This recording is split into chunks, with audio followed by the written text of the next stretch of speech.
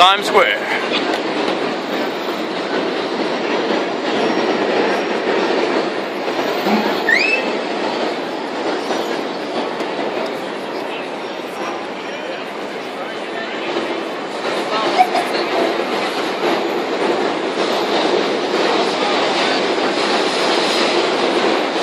And we're going to show you here.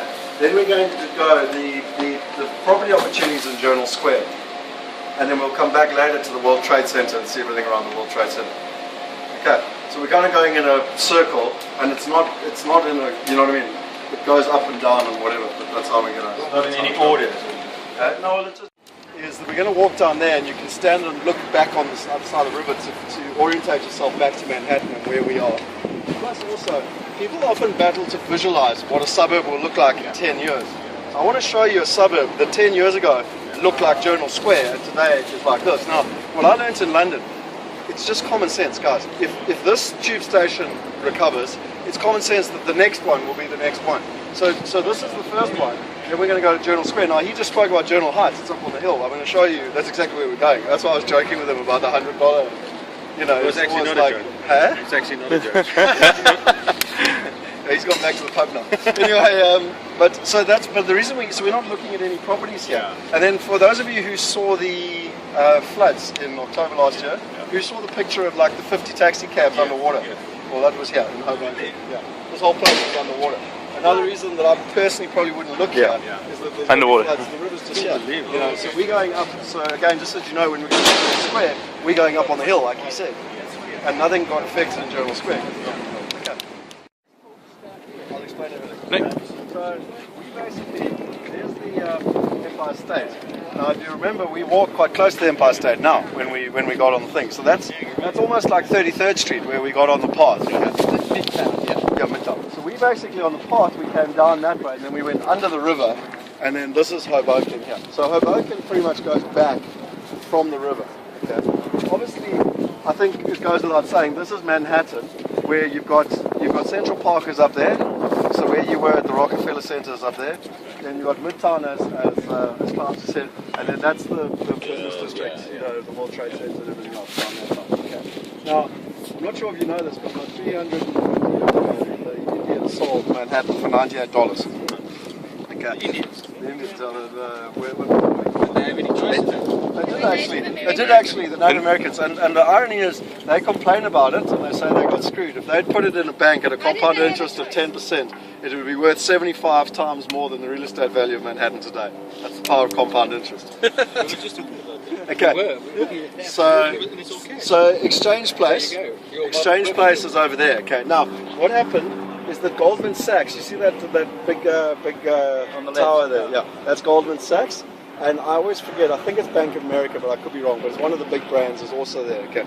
So what's happened with Exchange Place is that although Manhattan used to be the sexy where everyone wanted, 15 years ago, New York wasn't sexy, you know, until really Giuliani came in and crime and everything else. And what's happened is that this is almost like if you guys know the Canary Wharf scenario, it's kind of like become a new kind of financial hub. Okay, and the reason being, again, it's accessibility. It's, you know, on this side, it's a lot easier. It's more affordable. So you've got the World Trade Center, and then you've got Exchange Place, which is another kind of financial hub. Now, I don't think we'll have time today. There's nothing really to see. You walk around with tall buildings with glass, and it's a Saturday, so there's no one working there. But it's not as Manhattan, but it's obviously cheaper for office rents and everything else. But again, hopefully you're understanding why we want to invest in this area versus buying in Manhattan. Now, Manhattan starts at $600,000, and the yields are kind of 2 to 3% net yields. Now, most of the buildings are share block, which means that it's a bunch of shareholders that decide whether you can sell your property. Okay? So your exit strategy is very difficult because they can basically, you can have a buyer that wants to buy your property and they go, no. For anything, it can be race, religion, it can be money. If you don't have a 50% deposit, they're not interested. So it's very, very difficult there. Now, because of that, the property market lost no value in the recession.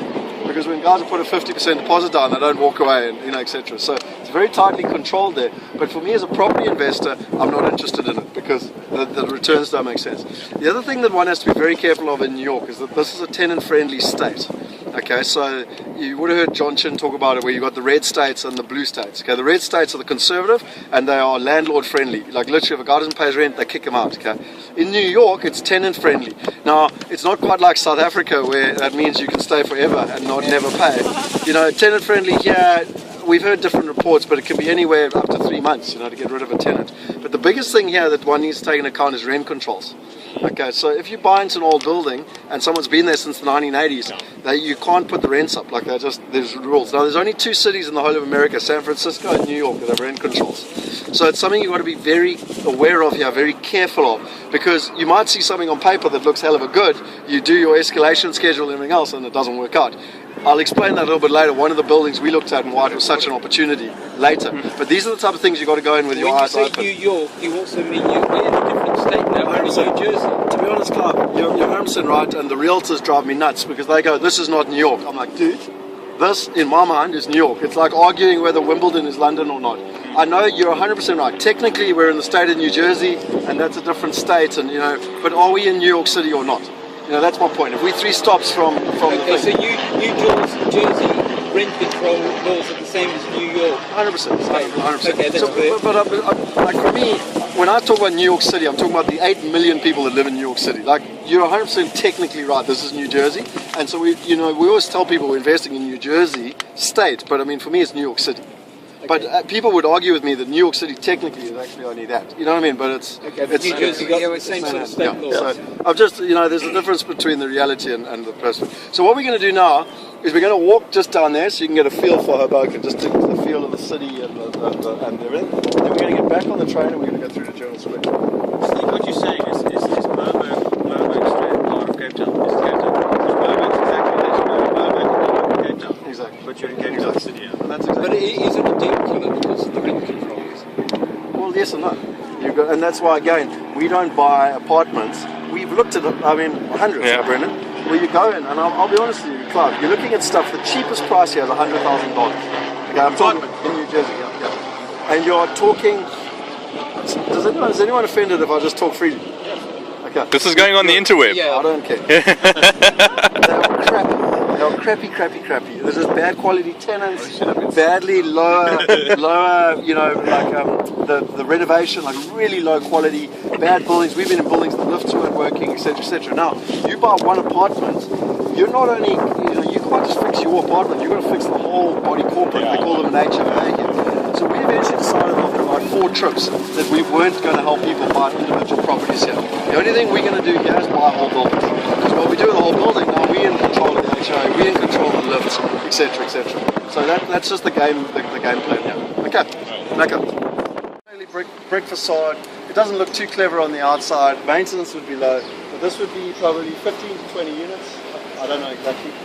It's the right type of size for us. If you buy this, you've got critical mass from a management perspective. You would put a management office in here. Boom. You know what I mean? Like that. I'm just trying to give you an example of the type of opportunity we want to look at here. So basically, what Scott was saying is buy this. Never more than 4 stories because you don't want to have to put in a lift if you don't have to, and that's pretty much what we're going to be looking at. The tubes today are the weekend thing. So we've actually gone. I think we went 3 stops, but we're actually 1 stop. You know what I mean? Because we've done that, we're 1 stop this way, and we actually went up the hill. You know the guy was talking about the hill? I hope he will show you the hill so you got a feel. Because Manhattan is that way, I think. Hang on, I'm a bit confused. It's one of the ways, but then it's actually down the hill. Now, what is interesting about this place? Sorry, Nick, you might want to just hear this quickly. Is that this area here, pre the crash, there was going to be a massive development put in here. I'm going to go and show you the sign over there. Where this is the center of Journal Square, and they were going to do a massive commercial, retail, shopping center, residential, the whole bang shoot. Very big numbers in terms of money, and obviously crash came along and been put on hold. Okay, so you've got to be able to put your glasses on in this place with a bit of vision. You know what I mean? Because right now, look around, do I want to buy it? I'm not sure. But for me, this is what Hoboken looked like 10, 15 years ago. Make sense? Okay. So what we're going to do, just so that you know, obviously the tube station is here, common sense. We're going to walk down this road. Now we're going to take the longer way around, because I want to show you the single family homes. I want to show you the university. When we get to the university, I'll tell you about how they're investing $600 million in this area right now. Huge opportunity because there's no accommodation for the students, etc., etc., etc. So we're going to walk the long way around. Then we're going to go, there'll be some buildings over there that we're going to show you. Now, it's going to feel like we're going to walk a long way. There's two reasons it's going to feel like we're going to walk a long way. Firstly, because you guys walk slowly. No, but I'm serious. Like the average New Yorker, cha-cha-cha. Like, and we had a rule in London of 10 minutes. If your house was within 10 minutes of the tube station, you sorted.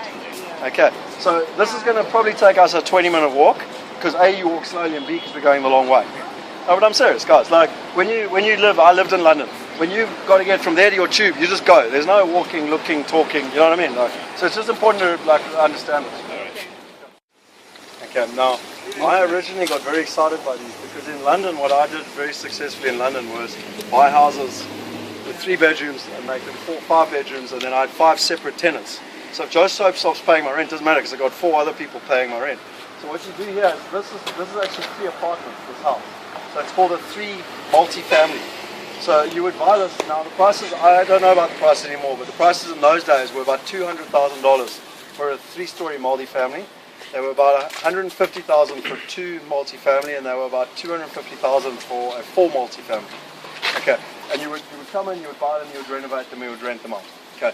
The reason you're going to ask me why we're not doing it now, there was an Aussie fund that came in literally to Journal Square, this area, New Jersey, and bought. They raised over $100 million on the Australian Stock Exchange. They came in October, November of 2011, and they bought up everything.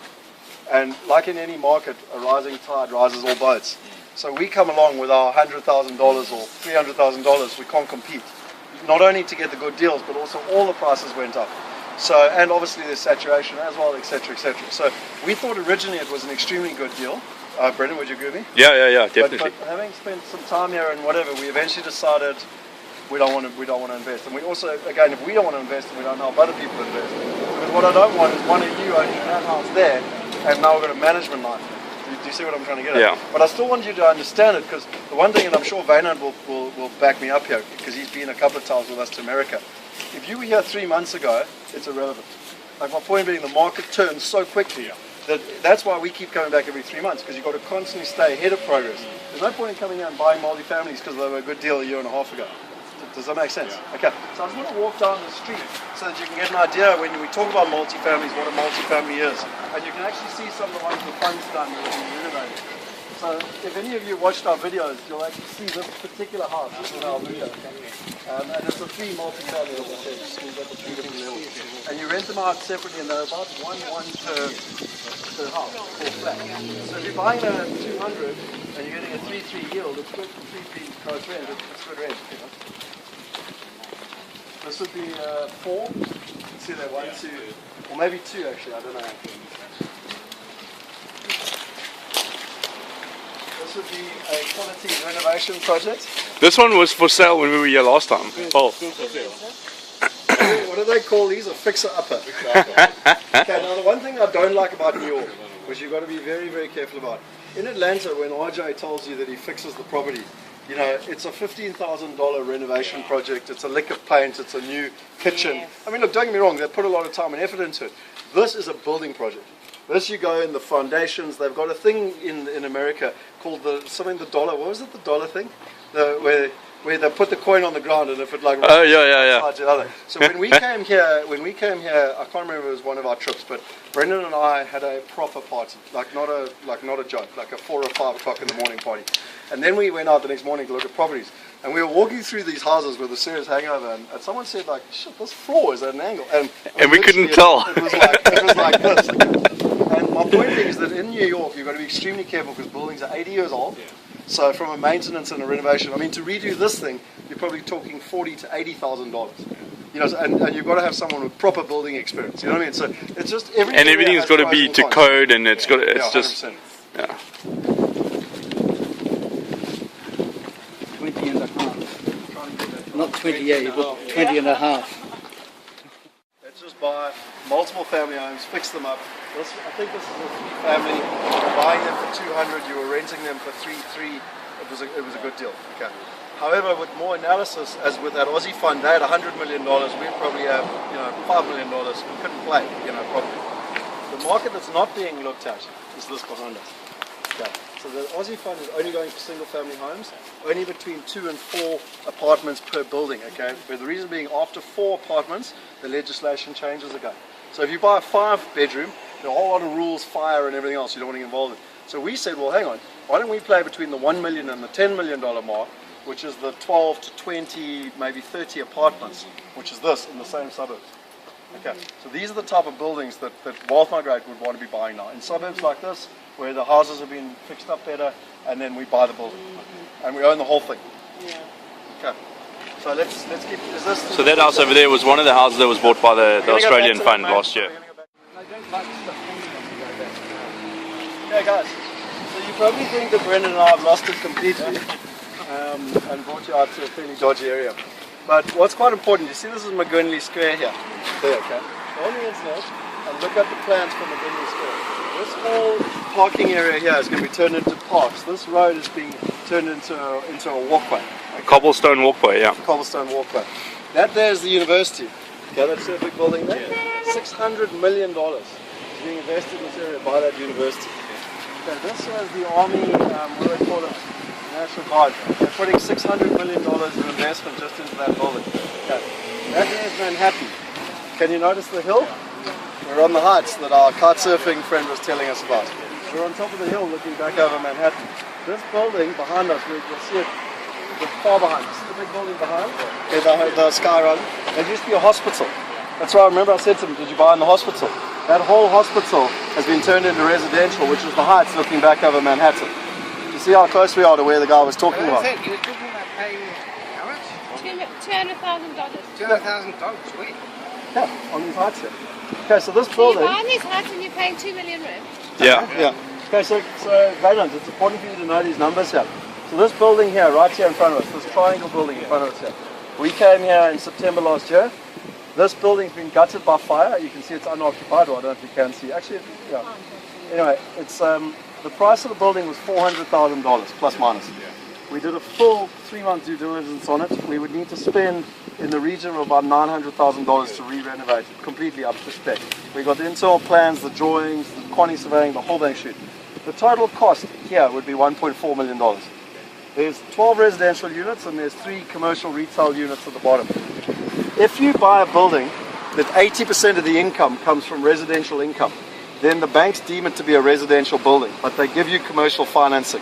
I haven't lost my mind yet. Okay? It's very difficult to get financing for residential, but on this building we could get a 70% loan to value at 6% money fixed for 10 years. Okay, and interestingly enough, the net yield on this building was 14%. Okay. No, so 14% net with your fixed cost at 6%. You've got an 8% spread. The plan with Wealth Migrate here was to buy the building, to sell off probably 4 or 5 units. Remember, there's 12 residential units. We want to keep the body corporate, keep the ownership. The market value is roughly between about $200,000 per unit. It's interesting that the people are telling us the same number. We would have 2 options. The price per unit here is $100,000 for Wealth Migrate investors, because if you think about it, you divide 1.4 in total. But if we were to even help a South African investor buy it at a 10% net yield, it would be $140,000. They'd still be buying it 30% below market value if they went and tried to buy anywhere else here.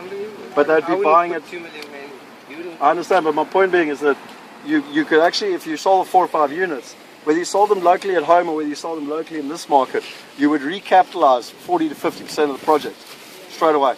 Plus you would refinance, which would recapitalize the other kind of 40 or 50%. Within a year's time, you would have a building where you own half the building or a little bit more than half for free. And then you take your capital and you go and do it again. And you just find another building somewhere around here. This is a different opportunity from what you're going to see elsewhere in America. Because as you can see here, supply and demand, it's a different market. You know, you've got to build something you can't. The thing we liked here is that it's gutted by fire, no sitting tenants, you know, etc. So there were a lot of things. Now, we tried to buy this building very aggressively in September, but we got beaten. By the time we did our due diligence, it was sold. So what we wanted to do was, obviously with the university there, we actually wanted to buy the whole block, because ideally you would get rid of this thing on the end and turn the whole building into from a square. But that guy that we spoke to said that he bought for 2 million rand and covered costs immediately. Yeah. Because there's such a great demand of people want to be in Tasman. You got it spot on. The locals are down like this, walking. The tourists are like this. I can't believe the buildings, basically. The second thing for me, a very simple philosophy of Freedom to art. is that people equal profit. Okay, this is a Saturday. And how many people are coming up these tube systems and whatever? Okay. Now, I don't know if you calculated, but where we were in Journal Square was 12 minutes on a tube. Now, for me, like it doesn't make sense to me. It's too close. So there's 5 buildings. This is one of them. There's 5 buildings going up like this. Yeah. 1 million square feet of office and 500 square feet of retail. Yeah. I need to find out, because I don't know the answer, how many jobs that is, but that's a lot of jobs. Okay. Then you've got all the subsidiary industries around here and everything else. And that is who we're catering to, for me, that are going 3 stops on this tube station. Okay, so what I suggest we do, for those of you who don't know, the old two towers, bases here, there's a whole memorial thing here, where they've actually put the towers. I don't think we've really got enough time today to go and check them out. There's not a hell of a lot to see. I'll show you some pictures and stuff. Who would like to see Wall Street? Okay, you want to see Wall Street? Okay, so I'm going to take you down to Wall Street and I'm going to show you the bull, the big famous bull, okay? And then, to be honest, we'll just get a feel for downtown, and then we're pretty much actually done in terms of seeing stuff and whatever. You've got a feel for the location, why it is. We've got a bit of time then, we can go for lunch, or people can do their own thing, or whatever, you know what I mean? But let me take you, so I'm going to take you down here, and then show you kind of this memorial area, then we'll go down to Wall Street and kind of get a feel for it.